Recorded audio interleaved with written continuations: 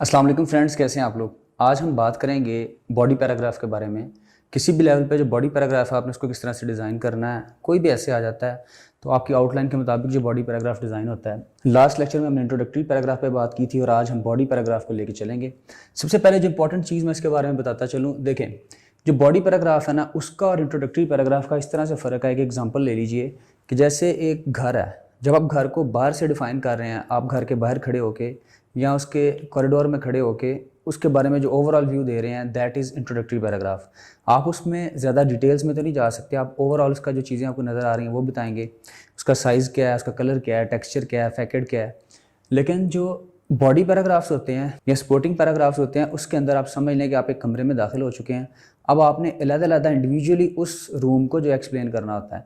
मेरा कहने का मकसद ये है कि बड़ी सिंपल सी बात है कि जो आपकी आउटलाइन के मुताबिक आपका टॉपिक है, जो आउटलाइन आपने बनाई है, डिज़ाइन की है, उसके मुताबिक आपने बॉडी पैराग्राफ में उसी के अंदर रह के उसका नक्शा खींचना है। बुक के अंदर मैंने ढेरों मिसालें इसकी दी हैं। आप देख सकते हैं कि जो टॉपिक सेंटेंस है उसका जो कंट्रोलिंग आइडिया है, किस तरह उसको एलेबोरेट करता है। आप बुक में इसको फर्दर जो है मिसालों के साथ आपको वाज़ेह आ जाएगा। तो टॉपिक सेंटेंस इसका भी होगा। फॉर एग्जाम्पल, मैं एनर्जी क्राइसिस का ऐसे आ चुका है मेरे सामने और मैं इस पर लिख रहा हूँ। अगर मैंने इसकी सबसे पहले कॉजेज़ देनी है तो मेरा जो स्ट्रक्चर था उसमें जो ओवर पॉपुलेशन एक कॉज थी, तो मैं यहाँ से स्टार्ट ले सकता हूँ। ये जो डैश है इसके ऊपर जो है आप यहाँ पे कोई भी कॉज लिख सकते हैं।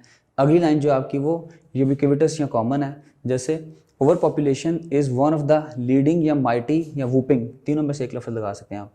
Over population is one of the leading causes of the energy crisis.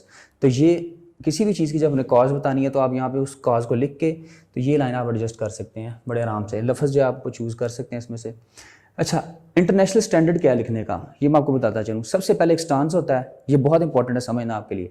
कोई भी चीज़ है आप अपना एक स्टांस दे रहे हैं, स्टांस से क्या मुराद है, आपका मोटिव क्या है उसके बारे में, आप कह रहे हैं कि ये जो है ना उसकी एक वजह है।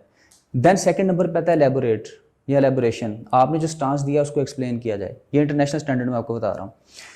तो एलेबोरेशन से मुराद है कि आपने जो मोटिव दिया था, आपका जो पॉइंट ऑफ व्यू था या आपका जो ओपिनियन था, उसको एक्सप्लेन करें कि वो कैसे था, हाउ इट वर्क्स। जैसा कि the population of the country is increasing rapidly, outpacing या outsourcing the production of the required energy. तो जो पॉपुलेशन है कंट्री की वो बढ़ गई ज़्यादा तेज़ी से और उसने आउटसोर्स कर दिया एनर्जी को। When there will be more demand than the supply, it will definitely lead to shortage of energy. तो ये मैंने उसको एक्सप्लेन कर दिया कि इस तरह से जो है, इसको कहते हैं एलेबोरेशन। फिर थर्ड नंबर पे जो चीज़ आती है किसी भी पैराग्राफ में, वो होती है एंडोर्समेंट। अच्छा, एंडोर्समेंट से क्या मुराद है कि आपको आपका पॉइंट ऑफ व्यू तो आपने दे दिया, उसको एक्सप्लेन कर दिया, लेकिन उसको इंटरनेशनली प्रूवन करने के लिए, उसको जो है एक एंडोर्स करने के लिए, वर्सीफाई करने के लिए आपको उसके साथ कोई ना कोई statistical data, facts and figures या remarks of the relevant researcher, ये अगर आप देते हैं तो आपकी फिर एक रिसर्च कंपैक्ट हो जाती है और वो कंप्लीट आपका जो है सॉलिड जो है वो स्टैम्प्ड हो जाता है। उसके लिए आपको जो है बुक के अंदर मैंने एक पूरा फैक्ट बुक का चैप्टर बनाया लास्ट में, वो आप देख लीजिएगा। उसमें आप करंटली अपडेट कर सकते हैं अपने जो स्टैटिस्टिकल फैक्ट्स एंड फिगर्स हैं। मैंने जो मेजर हैं उनको आउटलाइन कर दिया वहाँ पे, उनको जो इंडिकेट किया है उसमें आपने साथ साथ उसको अपडेट करते रहना है। जो ग्रुप बनेगा व्हाट्सएप का उसमें भी मैं वो साथ साथ चीज़ें ऐड करता जाऊँगा। फिर नंबर 4 जो है, ये बड़ी इंपॉर्टेंट चीज़ है, यूज़ ऑफ ट्रांजिशनल या लिंकिंग वर्ड्स। अच्छा, अब ये क्या है, जब हमने पैराग्राफ को आगे लेके चलना होता है तो हम क्या करते हैं, फॉर एग्जांपल एलेबोरेशन के लिए या उसकी कॉज को साथ लिंक करने के लिए ये जो इस तरह के कंजक्शंस हैं या जो एडवर्ब्स हैं, consequently, moreover, further, in addition to, as, like, on the contrary, ये अल्फाज जो हैं इसके भी मैंने सारे हर तरह के जो पैराग्राफ्स है, पैराग्राफ के ऊपर पूरा मैंने एक डिटेल्ड चैप्टर दिया है। सबसे लंबा चैप्टर भी शायद वही है और उसके अंदर मैंने जो पूरे के पूरे डिफरेंट टाइप ऑफ पैराग्राफ्स हैं और उनके जो लिंकिंग वर्ड्स हैं, उनके जो ट्रांजिशनल वर्ड्स हैं, सारे एग्जांपल्स के साथ एक्सप्लेन किए हैं। ये भी बुक में आपको मिल जाएंगे, आप उसकी प्रैक्टिस वहाँ से भी कर सकते हैं, अपने सेंटेंसेस भी बना सकते हैं, मैंने भी कुछ दिए हैं।